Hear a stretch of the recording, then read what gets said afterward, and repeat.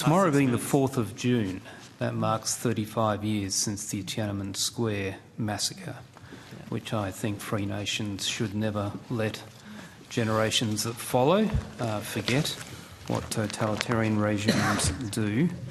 And that brings me in a timely manner to the application of the national security law in Hong Kong and the recent convictions and arrests of people, and particularly Mr. Gordan Ng.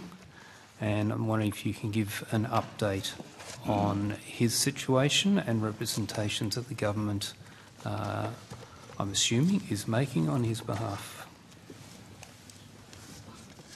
Thank you, Senator. I might start and then Mr. Sloper might continue. You are correct. Sorry, I'm just going to put the wrong thing. You raised the national security law.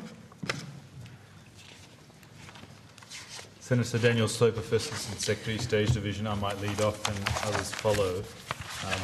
Like you, we're very deeply concerned that Article 23 legislation and the earlier national security laws are eroding the rights and freedoms guaranteed under the Basics Law and Sinod's British Joint Declaration.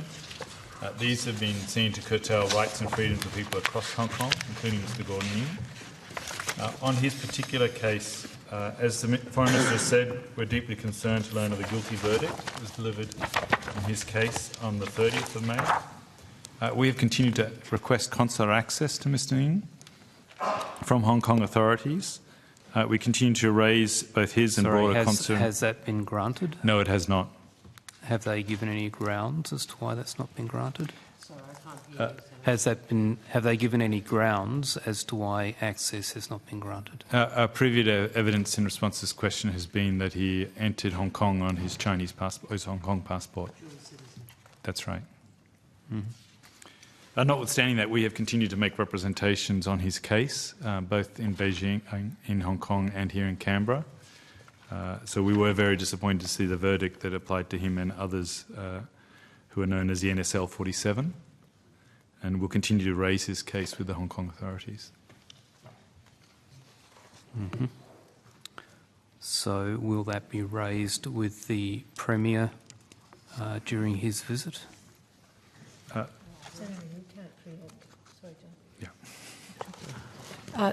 Senator, we can't preempt what the Prime Minister will raise, but you know, human rights are being regularly raised at the highest levels. Mm-hmm. Okay. Thank you. This might be a shocker to budget estimates, but could I refer to the PBS statements, page 28? My goodness, 21:55 and we get to the PBS finally. Unbelievable. That's about the longest it's ever taken.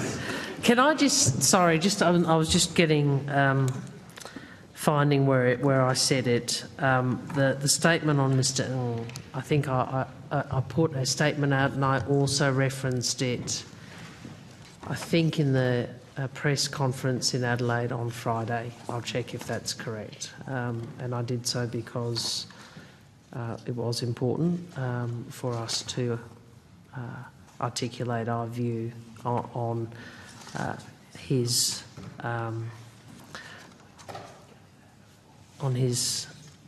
verdict,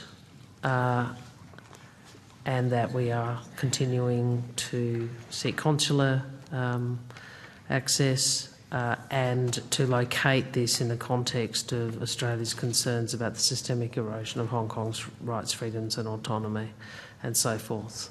So I'd just refer you to that, Senator.